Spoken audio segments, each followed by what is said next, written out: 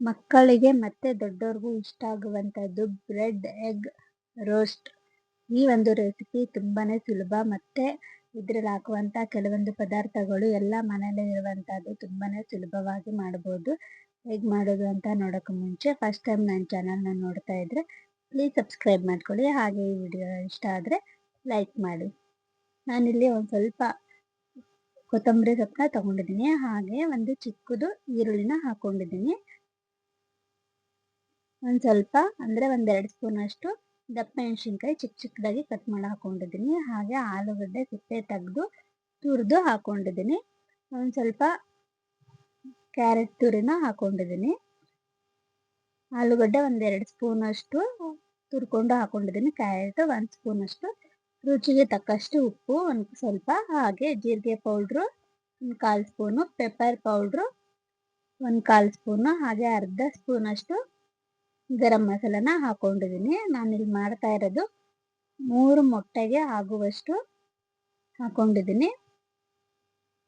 ಇದನ್ನೆಲ್ಲ ನಾವು ಹಾಕೊಂಡಿರುವಂತ ಎಲ್ಲ ಪದಾರ್ಥಗಳನ್ನ ಮಿಕ್ಸ್ ಮಾಡ್ಕೋಬೇಕು. ಸ್ವಲ್ಪ ಸ್ಪೈಸಿ ಆಗಿ ಬೇಕು ಅನ್ನೋರು ಇದಕ್ಕೆ ರೆಡ್ ಚಿಲ್ಲಿ ಪೌಡ್ರನ್ನ ಒಂದು ಅರ್ಧ ಸ್ಪೂನ್ ಅಷ್ಟೇ ಆ್ಯಡ್ ಮಾಡ್ಕೋಬೋದು. ಇದನ್ನ ನಾನು ಮಾಡ್ತಿರೋದು ಮಕ್ಕಳು ತಿನ್ನುವಂಥದ್ದು, ಹಾಗಾಗಿ ಮಕ್ಕಳಿಗೆ ಇಷ್ಟ ಆಗಲಿ ಅಂತ ಖಾರ ಕಡಿಮೆನೂ ಹಾಕಿದ್ದೀನಿ. ಈಗ ಇದಕ್ಕೆ ನಾನು 3 ಮೊಟ್ಟೆನ ಹಾಕೊಂಡಿದ್ದೀನಿ. ಇವಾಗ ಇದನ್ನ ಚೆನ್ನಾಗಿ ಮಿಕ್ಸ್ ಮಾಡ್ಕೋಬೇಕು. ನಾವು ಹಾಕಿರುವಂಥ ಎಲ್ಲ ಪದಾರ್ಥಕ್ಕೂ ಕೂಡ ಇದನ್ನ ಮಿಕ್ಸ್ ಮಾಡ್ಕೋಬೇಕು. ಇವಾಗ ಇದನ್ನೆಲ್ಲ ಮಿಕ್ಸ್ ಮಾಡ್ಕೊಂಡಿದ್ಮೇಲೆ ಸೈಡಲ್ಲಿ ಎತ್ತಿಟ್ಕೊಂಡು ನಾನಿಲ್ಲಿ ಒಂದು ಪ್ಯಾನ್ನ ತಗೊಂಡಿದ್ದೀನಿ. ಅದಕ್ಕೆ ಒಂದು 2ರಿಂದ 3 ಸ್ಪೂನ್ ಅಷ್ಟು ತುಪ್ಪನ ಹಾಕೊಂಡಿದ್ದೀನಿ. ಈಗ ಅದಕ್ಕೆ ನಾನು ಬ್ರೆಡ್ನ ಹಾಕೊಂಡಿದ್ದೀನಿ. ಬ್ರೆಡ್ಡು ಫಸ್ಟು ರೋಸ್ಟ್ ಮಾಡ್ಕೋಬೇಕು.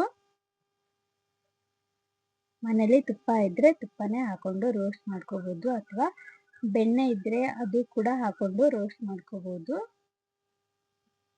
ಇಲ್ಲ ಅಂದರೆ ಸ್ವಲ್ಪ ಲೈಟಾಗಿ ಎಣ್ಣೆ ಹಾಕೊಂಡು ಕೂಡ ರೋಸ್ಟ್ ಮಾಡ್ಕೋಬೋದು. ನಾವು ಮಕ್ಕಳಿಗೆ ಕೊಡೋದ್ರಿಂದ ತುಪ್ಪನೇ ಹಾಕೊಂಡು ರೋಸ್ಟ್ ಮಾಡೋದ್ರಿಂದ ಆರೋಗ್ಯಕ್ಕೂ ಒಳ್ಳೆಯದು.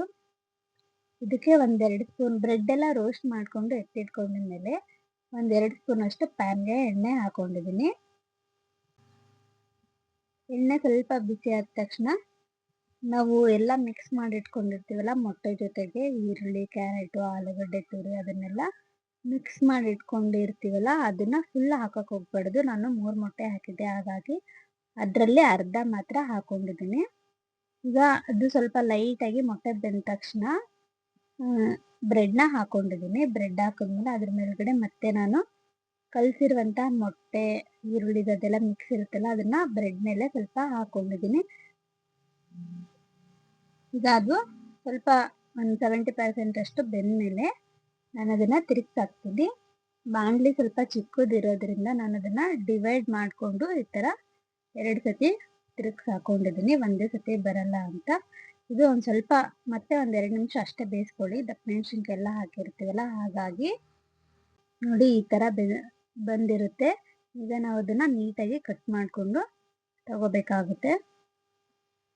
ಈಗ ನಾವು ನೀಟಾಗಿ ಕಟ್ ಮಾಡಿಕೊಂಡು ತಗೊಂಡಿದ್ಮೇಲೆ ಸೈಡಲ್ಲಿರುವಂಥ ಮೊಟ್ಟೆ ಎಲ್ಲ ಬಿಸಾಕಬಾರ್ದು, ಅದನ್ನ ಬ್ರೆಡ್ ಮೇಲೆನೆ ಇಟ್ಕೊಂಡು ತಿನ್ಕೋಬೇಕು. ಇದನ್ನ ಟೊಮೊಟೊ ಸಾಸ್ ಜೊತೆಗಾದರೂ ತಿನ್ಬೋದು, ತುಂಬಾ ಟೇಸ್ಟಿಯಾಗಿರುತ್ತೆ. ನನ್ನ ಮಗಳಿಗೆ ಮೇಲ್ಗಡೆ ಈ ಥರ ಮೊಟ್ಟೆನ ಇದ್ದರೆ ಅವಳು ತುಂಬಾ ಇಷ್ಟಪಟ್ಟು ತಿಂತಾಳೆ, ಹಾಗಾಗಿ ಅದನ್ನ ಅವಳಿಗೆ ನೋಡಿ ತಟ್ಟೆಗೆ ನಾನು ಸರ್ವ್ ಮಾಡ್ತಾ ಇದ್ದೀನಿ. ತುಂಬಾ ಚೆನ್ನಾಗಿರುತ್ತೆ. ಟೊಮೊಟೊ ಸಾಸ್ ಜೊತೆಗಾದರೂ ತಿನ್ಬೋದು, ಹಾಗೇನಾದರೂ ತಿನ್ಬೋದು. ಈ ವಿಡಿಯೋ ಇಷ್ಟ ಆಗಿದ್ದರೆ ಪ್ಲೀಸ್ ಒಂದು ಲೈಕ್ ಕೊಡಿ, ಹಾಗೆ ಸಬ್ಸ್ಕ್ರೈಬ್ ಮಾಡ್ಕೊಳ್ಳಿ. Thank you so much. Next ವಿಡಿಯೋದಲ್ಲಿ ಮತ್ತೆ ಸಿಗ್ತೀನಿ.